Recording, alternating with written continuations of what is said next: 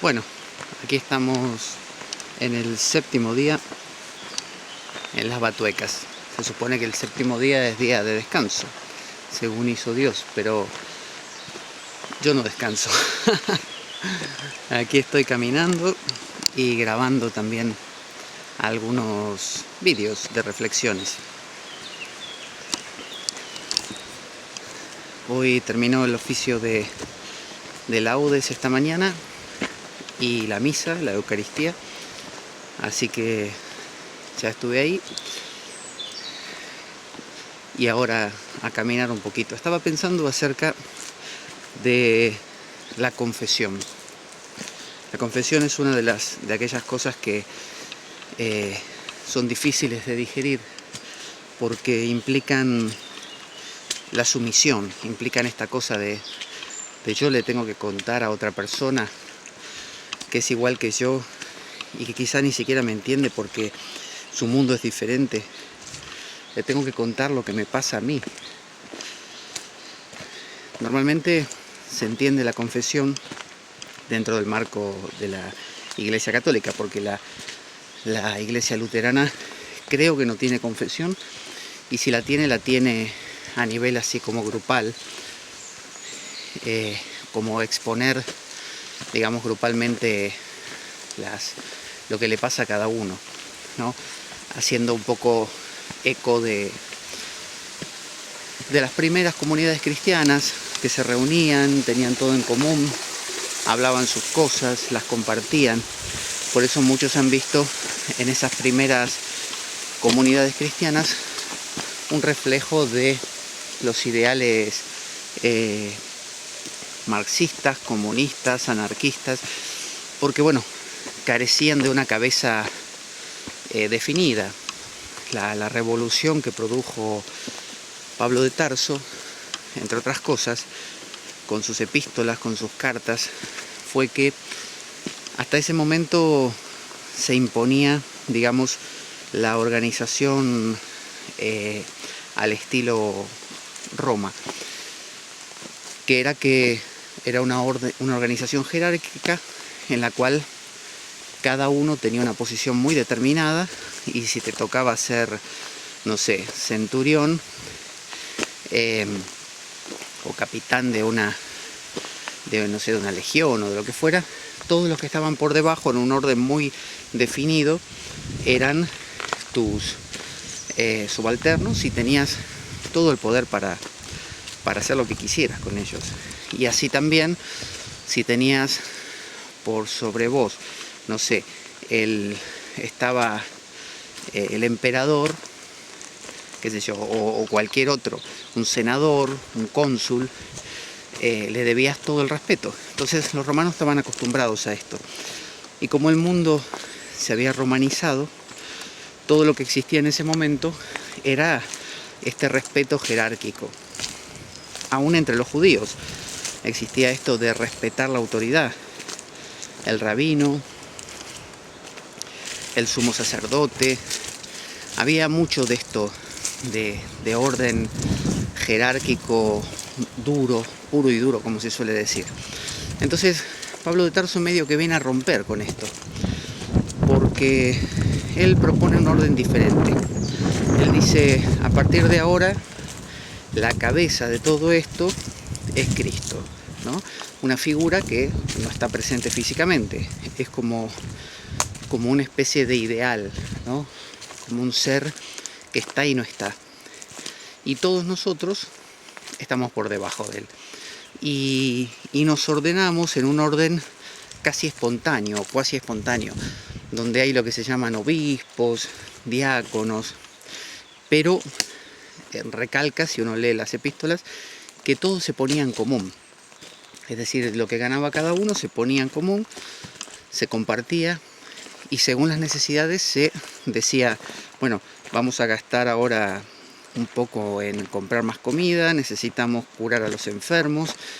Entonces había una sociedad más como equitativa, es decir, a la hora de necesitar salud, una mujer que quedase viuda tenía la posibilidad de que se ocuparan de ella.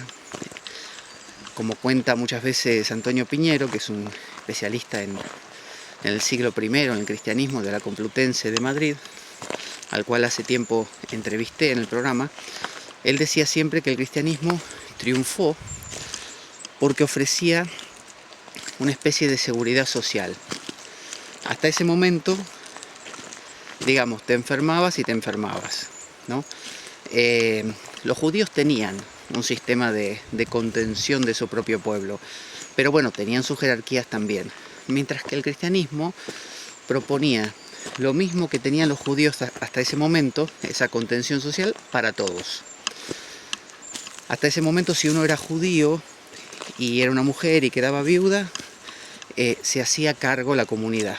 Entonces, muchos querían hacerse judíos por esa razón, porque les resultaba cómodo, porque bastaba con aceptar las reglas, circuncidarse, y estabas dentro de un sistema que no era como el romano. El romano era como sería Estados Unidos hoy, que si uno se enferma y no tiene dinero, queda a la deriva por completo y se muere, básicamente. Bueno, en el mundo judío no pasaba así, y en el mundo cristiano que armó Pablo tampoco. Entonces esto llegó a todas partes y mucha gente se unió y triunfó por esa razón, entre otras. Ofrecía cuidados a los más desvalidos, pobres, esclavos, ex esclavos y demás. Entonces nadie quedaba a la deriva. Eso fue muy atractivo. Entonces, si uno observa ese ordenamiento y observa lo que es una comunidad hoy en día anarquista, comunista, de estas que son ácratas, ¿no? que buscan sostenerse por sí mismas, ayudarse, una especie de ayuda mutua. Uno descubre entonces, voy a parar un poco porque me estoy agitando de tanto subir, voy a detenerme. Uno descubre que justamente se parecen mucho. Por eso es que tantos movimientos de izquierda, movimientos anarquistas, ácratas, han nacido de estas ideologías básicamente cristianas. Ahora, el poner todo en común implicaba eso. Uno cobra, lo que sea, el trabajo de vender, qué sé yo, calabazas o trigo, bueno, en esa época, y lo ponía ahí, en lo que se llamaba la eclesia, ¿no? El pueblo reunido. Y se disponía según hiciera falta. Por ejemplo, yo estoy en la radio en la que estoy, que es Radio Cuca, es una radio de ideales anarquistas, y es una asociación. Es decir, que si todos pagamos una cuota mensual y si, por ejemplo, hace falta comprar un micrófono nuevo, se habla en la asamblea y si todos están de acuerdo, se compra el micrófono con el dinero que hay acumulado. Es decir, el mismo principio. Entonces, esto produce un acercamiento mayor entre las personas y un entremezclamiento mayor entre las personas. Cuando es una empresa, y todos son empleados, por ejemplo, y jerarquías, está el gerente, el subgerente, el jefe de personal, el jefe de departamento y no sé qué, cada uno, digamos, lleva harina para su costal, es decir, cada uno hace por cuenta propia beneficios. Cada uno tiene vida privada donde nadie se entera de lo que hace cuando sale de ahí, por ejemplo, o no tiene por qué contar en qué gasta su dinero, a qué se dedica cuando sale de ahí, o qué le pasó el día anterior. Mientras que en estos sistemas anárquico-ácratas, acéfalos, ¿no? Como en el caso del cristianismo, que el paulino, que su única cabeza era un Cristo supraterrenal, y que aquí en la tierra había solamente personas a las cuales se les designaba un cargo. Por ejemplo, en la radio hay un presidente, hay un tesorero, pero no es que está ahí para siempre o lo puso el dueño de la radio y lo saca cuando quiere, porque es su amigo. No, en la radio cuando decimos, no sé, mejor que esté tal otro en el puesto, y se hace como una especie de votación, y si todos están de acuerdo porque el otro lo hace mejor, ya está, lo ponen al otro. Entonces los sistemas ácratas son de posiciones móviles, es decir, no hay nada fijo, no hay estructuras y jerarquías inamovibles o personas que tienen puestos vitalicios, no hay eso, está vivo. Entonces eso hace que cada persona perteneciente a ese grupo vuelque mucho más su vida personal ahí, porque resulta que para los demás empieza a ser importante si esa persona está bien, está mal, si está enferma, si su familia está bien, porque afectaría a todo el grupo. Mientras que en el caso de una empresa, si se enfermó el jefe de personal y no viene a trabajar, todos están contentos porque de hecho pueden ocupar su puesto, o les da igual porque a los empleados, porque si el jefe no está más, sabe que ponen otro y sigue el asunto. Es más impersonal. Entonces la visión cristiana, no la actual, sino la original, digamos, la idea de Pablo de Tarso, tenía que ver un poco con esto, con algo vivo, que luego, claro, cuando en el 529 se incorporó al Imperio Romano, cuando el emperador, ¿cuál era? No me acuerdo ahora, el sucesor de Constantino, no me puedo acordar, decidió que se instauraba como religión del Estado, desde el imperio. A partir de ahí ya se estructuró de una manera brutal, fue el día y la noche. Hasta ese momento eran como anarquistas y al día siguiente empezaron a hacer una gran empresa, hasta el día de hoy. Por eso dentro de la iglesia hay movimientos que buscan ese retorno a las fuentes, a esa espontaneidad natural, que de hecho, por ejemplo, el padre Ramón hoy, en la homilía, que sería la explicación de la lectura, hablaba de eso, porque habló de ese pasaje bíblico donde Jesús dice eso de no acumuléis riqueza o no podéis servir a dos amos, el dinero y el espíritu, y los paganos son los que piensan en qué comerán mañana, vosotros confiad en Dios y ese tipo de cosas. Entonces él aclaraba que bueno, no se trata de obviamente sentarse y esperar que caigan del cielo tomates, sino que se trata de hacer, pero es muy extraño esto que digo, porque es muy parecido a la no dualidad. Él lo que decía es que si uno hace lo que fuera, trabaja, siembra, cosecha, y tiene la sensación de yo soy el que estoy haciendo esto, entonces ahí es donde aparecen sentimientos de frustración, impotencia, o por el contrario, si todo sale bien, de autofelicitación, ¿no? De orgullo, de soberbia, de arrogancia. Y todo eso trae dolor. En cambio, él decía que si uno confía, y entendámoslo bien, confiar no quiere decir no hacer. Confiar quiere decir, como ese cuento sufí de que va el hombre a la mezquita, el musulmán a meditar, a rezar, y cuando entra y habla con el sheikh o el imán, le dice, maestro, aquí estoy, qué sé yo, y el sheikh le pregunta, ¿en qué viniste? Dice, en camello. ¿Y el camello dónde está? Ahí afuera. Dice, ¿lo ataste? No. Dice, Alá me lo cuida. Dice, Alá te lo cuida si lo atás. Es decir, esa idea de que así per se, sin hacer nada, la vida se va a encargar de todo, se va a encargar de todo lo que le dé la gana, pero no se va a encargar de todo exactamente lo que uno necesita. Entonces, como uno es parte de esa vida, uno hace cosas en esa dirección. Dice, bueno, por ejemplo ahora, voy a grabar un video. Me traigo la cámara, yo no puedo pretender grabar un video, salgo a caminar y no traigo la cámara, porque el universo se encarga. No. Ahora, en el proceso de querer grabar el video, traer la cámara y empezar a grabarlo, me empiezo a dar cuenta de varias cosas.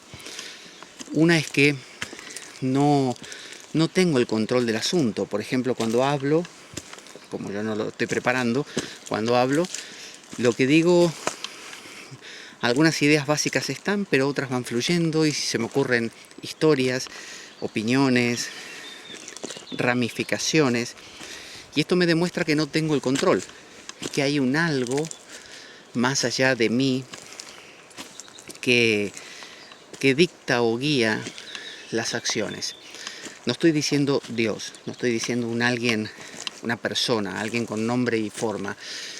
Estoy diciendo que es una experiencia universal que cualquiera de nosotros, no sé, si es un mecánico que repara un coche, puede saber mucho del coche, pero de repente se le ocurrió abrir una tapita o sacar un tornillo que no lo tenía planeado y se le ocurrió en el momento.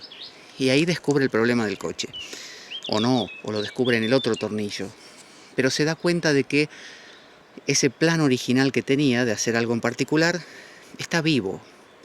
No es que él está aplicando 100% lo que pensó y nada más. Es como que hay más. Como que hay un algo que uno no controla. Si yo ahora te dijera, a ver, asegúrame qué pensamiento vas a estar pensando dentro de un minuto, solo uno, Cuando se cumpla 60 segundos, un minuto, ¿qué estás pensando? Y por más que me digas, sí, voy a estar pensando en un perro verde. Bueno, probablemente cuando llegue el minuto, el perro verde no esté y estés pensando justo en ese momento en una piedrita gris. ¿Y qué pasó? ¿Tenías el control como para pensar en el perro verde o no? Y así con todo. Uno no controla lo que piensa, no controla, porque uno dice, sí, controlo, claro que controlo, mirá, me pongo a pensar en pajaritos y ya está, estoy pensando en pajaritos. Vale, ¿cómo hiciste para pensar en pajaritos? Bueno, solamente me puse a ello y me puse a pensar. Bueno, pero ¿cómo?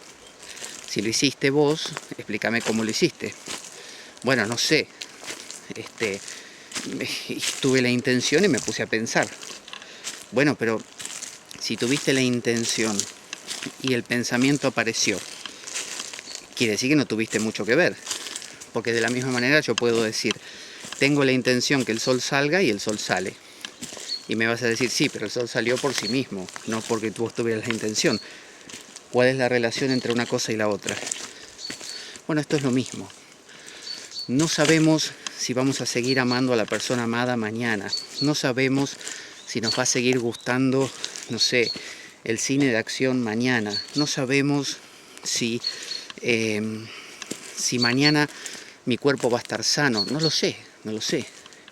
Entonces empiezo a descubrir que hay muchas cosas que no controlo en absoluto.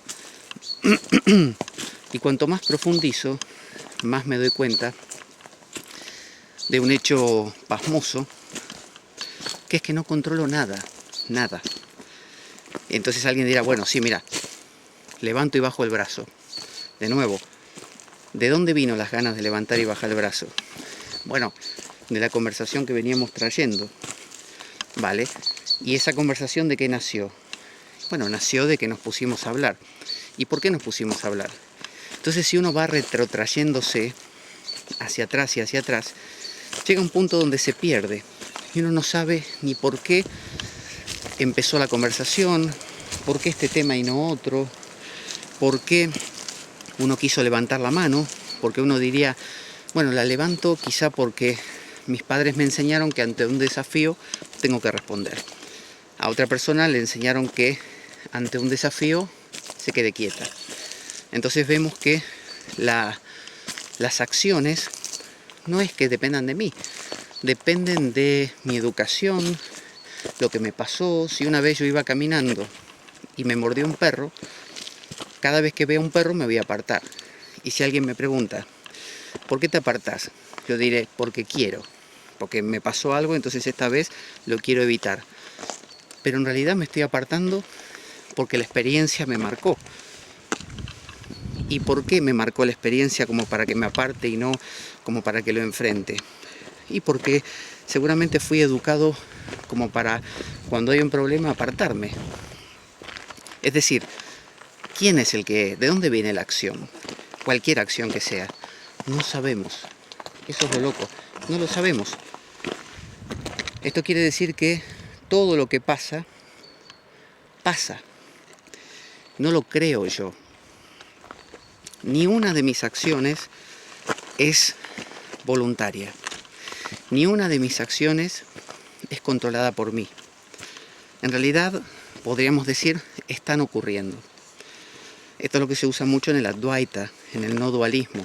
Esto de las cosas ocurren por sí mismas. Totus accidit per ipsum, ¿no? En latín. Todo ocurre por sí mismo. Entonces, creemos tener el control, creemos garantizar que nuestras reacciones son nuestras, que nuestras decisiones son nuestras, que cuando amamos a alguien lo amamos porque queremos, que si yo estoy acá caminando, estoy porque yo decidí. Y resulta que ese ente, para los que no están viendo en video sino en audio, sepan que estoy subiendo una montaña. Por eso ya estoy llegando, agitado a la cima. Entonces, ¿qué pasa? Cada vez que intento tomar una decisión, normalmente pasan dos cosas. Primero, se toma por sí misma la decisión. Es decir, son los factores de la vida entera que confluyen y hacen que esa decisión se tome.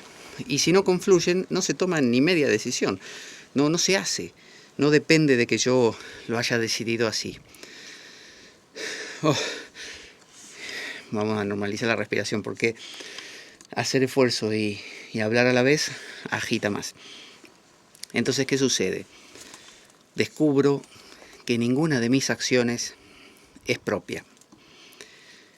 ¿Qué da como resultado esto? Que entiendo un poco cuando dice ese pasaje bíblico de no penséis en lo que vais a hacer, qué sé yo, en el futuro, o cuando Jesús le decía a los discípulos, cuando vayan por ahí, no piensen tanto qué van a decir, dejen que el Espíritu Santo hable por ustedes.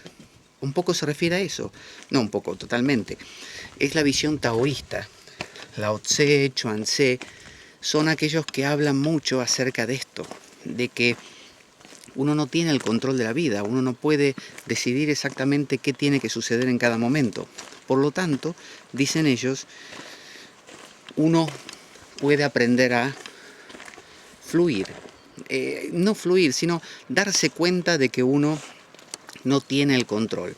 Si uno no se da cuenta de que no tiene el control, intentará, tampoco esa acción de intentar vendrá de uno, sino que vendrá de la inercia de la vida, intentará conducirla, con lo cual la complicará.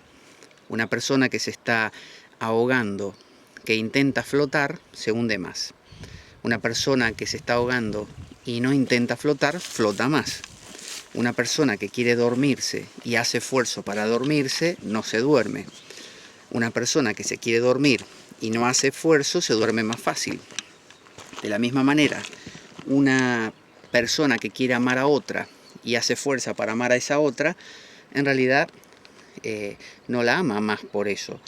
En realidad la va a amar tanto como la hubiera amado, pero lo complica, porque le agrega un elemento más, es como perturbar.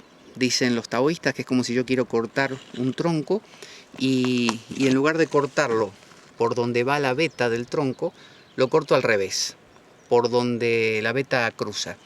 Por lo tanto tengo el doble, el triple de trabajo, porque cada vez que quiero cortar el tronco, voy a tener la resistencia de que no es la zona más fácil. Entonces lo que sería un trabajo fácil se convierte en un trabajo sumamente difícil. Entonces tenemos que la vida se manifiesta por sí misma. Y yo, como tal, como ente, no existo. Es decir, yo, como dicen, ni corto ni pincho. Es decir, yo en realidad no afecto en nada, no conduzco nada a la acción.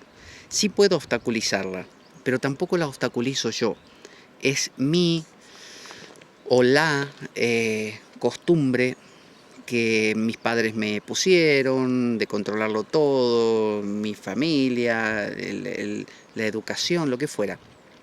Ahora, no digamos si yo cambio eso, digamos si la vida misma a través mío, tal como a través mío creó esta conducta, este tipo de actividad, a través mío también puede cambiarla. Es decir, la vida se le puede ocurrir, porque va en esa dirección, dejar de ser un controlador y hacer lo que uno tiene que hacer sin controlarlo, ¿no? Es decir, yo no puedo decir, bueno, a partir de ahora no voy a controlar más nada. Eso no va a funcionar. Ahora, si yo me impregno, es decir, viene alguien y me cuenta, che, vos sabés que, che, es muy, se me escapó, muy argentino. Tú sabes que si dejas de controlar las cosas, la vida fluye mejor. Y eso me parece a mí sensato, va a empezar a formar parte de mi sistema. A menos que yo tenga rechazo muy grande, pero supongamos que no. Entonces empiezo a aceptarlo y empiezo a actuar de una manera mucho más fluida, sin ese nivel de obstáculo. Hay bastante viento, no sé si el micrófono, mejor vamos a ir hacia allá, así se escucha mejor. Entonces, dejo de obstaculizar la existencia, no yo, no el ente, sino el ser, ¿no? La vida misma deja de obstaculizar y empieza la vida a fluir mejor. Entonces, cuando ese pasaje bíblico decía, no penséis con qué os vais a vestir mañana o qué vais a comer y cosas por el estilo, no se refiere a no hacer. Se refiere a no agregarle esa segunda cosa, que es la preocupación por: yo pago mis cuentas, yo trabajo, yo esto, yo lo otro, pero no me estoy preocupando de realmente funcionará, llegaré a poder hacerlo, porque si hago eso, lo único que estoy haciendo es apropiarme de algo que no es mío.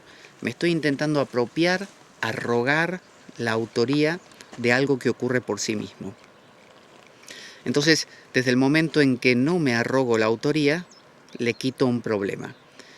Wayne Liquorman, que es uno que habla bastante de no dualidad, me acuerdo tenía un ejemplo para esto que decía: la única diferencia entre la persona que ha, digamos, comprendido estas cosas, perdón, entre el sol y el viento, la persona que ha comprendido estas cosas, ¿no? La que ha absorbido esto de no perturbar la acción, y el que no, la única diferencia es como si una persona camina con una piedra en el zapato, que sería la que controla, y una persona que no camina con una piedra en el zapato, que carece de la piedra. Entonces, el que fluye más no tiene algo más, tiene algo menos, tiene algo menos. No es que a partir de ahí yo controlo el universo y todo fluye como yo quiero. No, a partir de ahí todo sigue igual, con el agregado, o podríamos decir con la ausencia del problema de estar sintiendo que yo lo controlo. Esa es la diferencia. Entonces, ¿cómo iniciar el cambio? No se puede. Yo no puedo decir, ya dijimos, a partir de ahora tal cosa. No, porque esas resoluciones es como: a partir de ahora dejo de fumar, a partir de ahora dejo de comer dulce, a partir de ahora... No sé. Por eso dicen, en ámbitos teológicos, se dice si Dios quiere, ¿no? Los musulmanes tienen un dicho que es Inshallah, si Dios quiere. Entonces ellos dicen, por ejemplo, voy a ir a caminar, Inshallah, si Dios quiere. O sea, si no quiere, me dolerá el estómago y tendré que volver, me dará frío, lloverá, se me quitarán las ganas, Inshallah, si Dios quiere. Y cuando sucedió, finalmente, dicen Mashallah, Dios quiso. Está muy bueno eso. Y lo aplican a todo. Es el famoso si Dios quiere, que se usaba antes continuamente. La gente decía, nos vemos mañana, si Dios quiere, decía el otro, como diciendo, acordate que no depende de nosotros. Entonces, a nosotros occidentales del mundo del siglo XXI nos molesta eso, porque decimos, como todo nuestro siglo apunta al individualismo, nosotros decimos, ¿cómo que si Dios quiere? Si yo quiero. Si yo no quiero, no salgo de mi casa, y si quiero, sí. Pero ya vimos que no. Si yo digo, me quedo en mi casa, no voy a salir, lo decidí yo, ¿ves? Mira cómo controlo. En vez de ir a trabajar, me quedo durmiendo. Pregunta, ¿por qué te quedaste durmiendo? Respuesta, ¿por qué quise? Bueno, ¿por qué quisiste? Quise por rebelde, vale. ¿De dónde salió tu rebeldía? Bueno, porque vi muchas películas de gente que es rebelde y me gustaron. Mis padres eran rebeldes, o mis abuelos. em, Leí muchas novelas de rebeldía, libros de filósofos rebeldes, qué sé yo. La vida del Che Guevara, bien. O sea que todo eso te fue influyendo y te fue formando.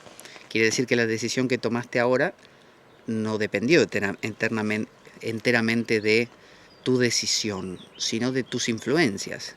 Sí, vale. ¿Y qué te decidió a leer esos libros en particular? Bueno, supongo que el haber tenido padres revolucionarios. Vale.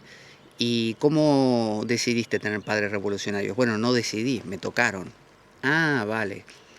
O sea que no sabes por qué te tocaron esos padres, pero te tocaron. O sea, no lo controlaste. Eso. Te criaron como revolucionario porque eran así ellos. Eso no lo controlaste.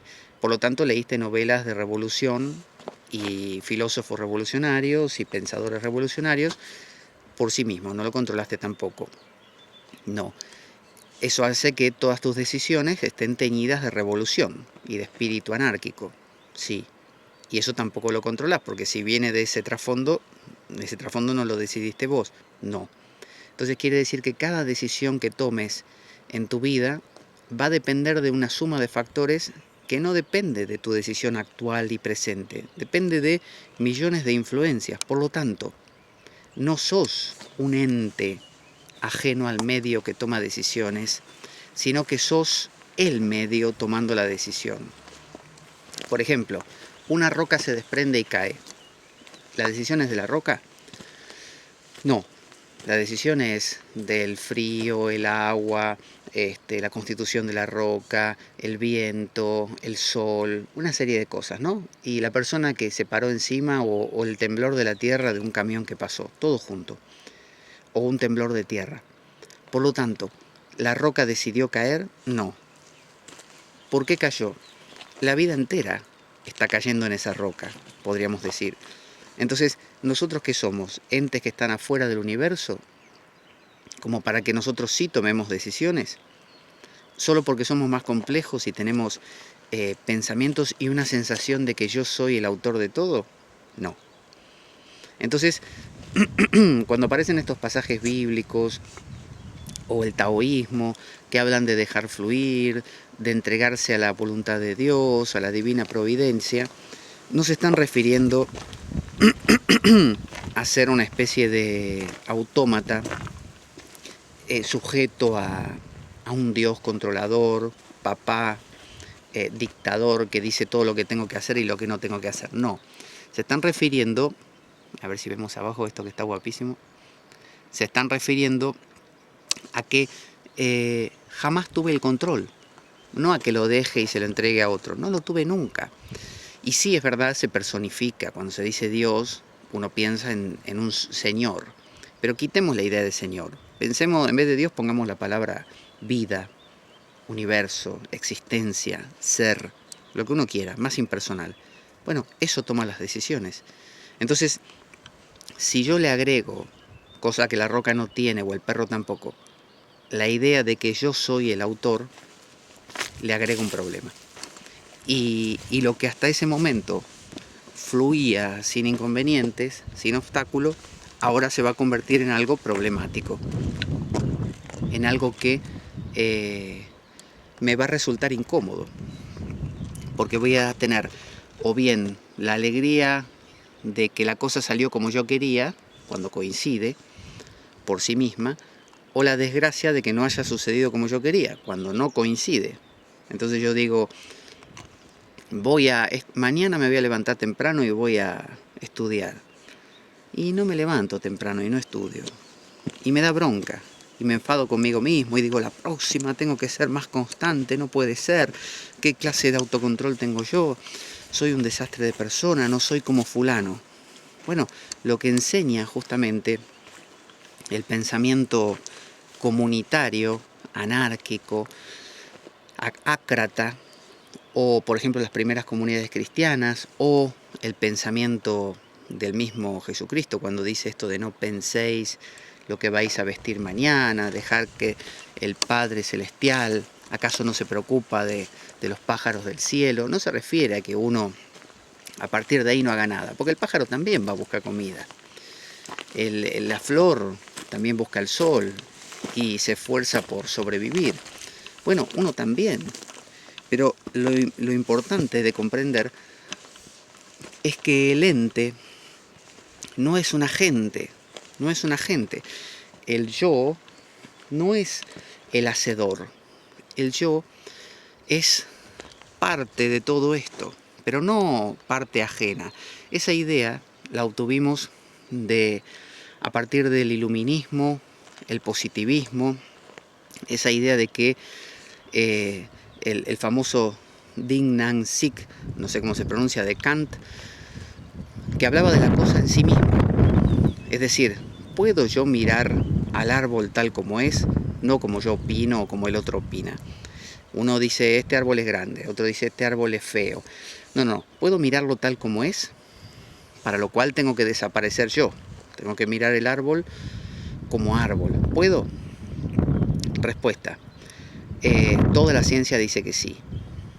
Y da respuestas con respecto a las cosas como si se pudiese contemplar la vida por sí misma, sin que uno le meta nada, sin subjetividad alguna.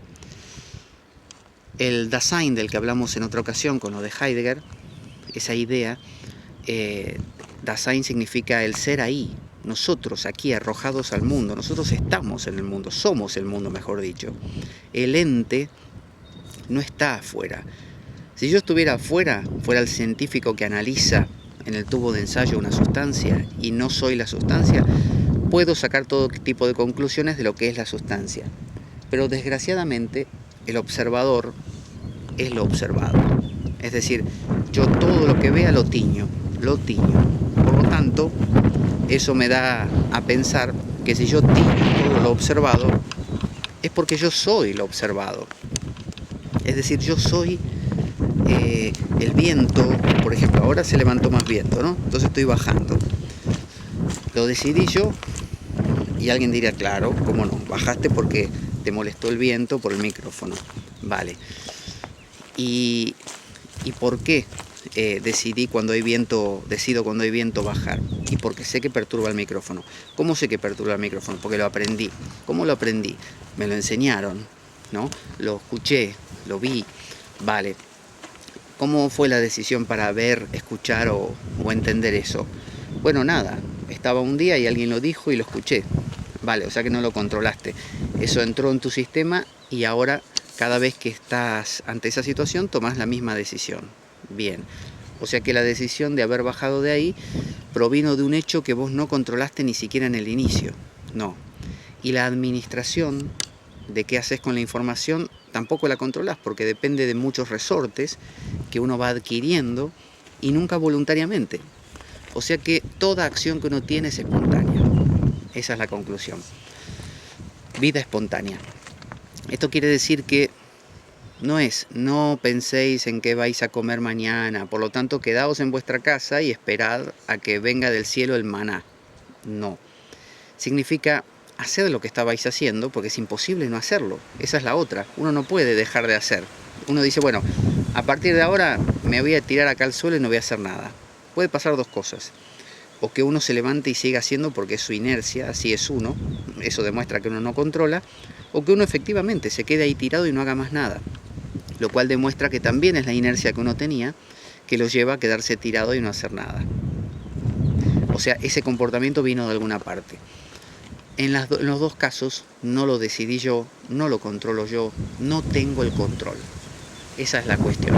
Entonces, lo que Jesús dice, lo que Lao Tse dice es, o lo que el Buda dice cuando habla de la doctrina del anitya, la impermanencia, y el anatman, el no ser. Atma significa algo así como entidad, como si fuera alma, parecido a lo que es el concepto de alma, pero más abarcante.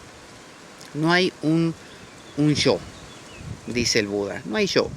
Cada vez que decís yo, El Buda dice, no existe, es un cúmulo de tendencias, inercias, hormonas, sustancias químicas del cuerpo, qué sé yo, situaciones medioambientales, sociales, culturales, políticas, todo. Todo eso junto, eso es lo que le llama yo. Decime qué controlas de todo eso. Nada. Por lo tanto, si no controlas nada, no te lo puedes apropiar, no es tuyo. Es el comportamiento de la vida en general. Uf, qué pesimista entonces. Quiere decir que la vida es una deriva. Sí, es una deriva. Con un agregado, en nuestro caso, humanos. El agregado de que creemos que somos nosotros. ¿Para qué sirve que creamos que somos nosotros, los autores? Sirve a los fines de crear una memoria, a crear un referente, un ente que dice, yo me acuerdo que ayer me tropecé con esa piedra. Y se lo digo a otro. Yo, Pablo, te digo, fulanito, que ayer me tropecé con esta piedra acá arriba, tené cuidado. Entonces fulanito, que también cree ser un fulanito, va a escuchar eso, lo va a guardar en su memoria, y la siguiente vez que suba aquí va a decir, ah, Pablo me dijo que tenga cuidado con la piedra que está acá arriba, porque me puedo tropezar. Toda esa función es de comunicación, es social. Bueno, los humanos hemos desarrollado eso con el fin de informarnos mutuamente de cosas. Y así es que mejoramos muchísimo. Porque si cada uno tuviera que hacer carrera por sí mismo, no llegaríamos a ninguna parte, porque vivimos poco. En cambio, cuando hacemos carrera sobre los hombros de otros, es decir, con los aportes de otros, llegamos muy muy lejos. Pero pagamos un precio muy grande con respecto al perro, al gato o a la piedra, que nosotros creemos que somos los autores y eso nos da una sensación de impotencia muchas veces, de fallo, de haber fallado, de ser inapropiados, de que la vida es injusta y no me da lo que quiere, una serie de cosas. O arrogantes, triunfadores y soberbios. Entonces, la vida es eso, es una espontánea fluidez. Por eso cada vez que leamos estas especies de dichos bíblicos, de confía en Dios, abandónate a la divina providencia, deja que Dios conduzca tus actos, o la gente que dice si Dios quiere, o Dios me está regalando no sé qué, o Dios quiere que, sepamos que no es que estén locos o que sean fanáticos religiosos o que estén descolocados de la realidad. Si lo están repitiendo como loros puede ser, pero si lo comprendieron no. Están hablando de lo que estamos diciendo, de que no hay un yo. Inshallah, mashallah, si Dios quiere, son todas expresiones de lo mismo. O diría un taoísta, el Tao es el que fluye en todas las cosas, ¿no? El Tao es el que nace y muere y decide, y el hombre no existe. Por eso en los dibujos chinos vemos un valle como este de repente, como este que tengo a mis espaldas, grandioso, y nosotros hacemos esto que estoy haciendo yo. Fíjense, en la imagen aparezco yo con mi cabeza ocupando el 50% de la pantalla. Y el valle está ahí, atrás, porque yo quiero remarcar que estoy yo.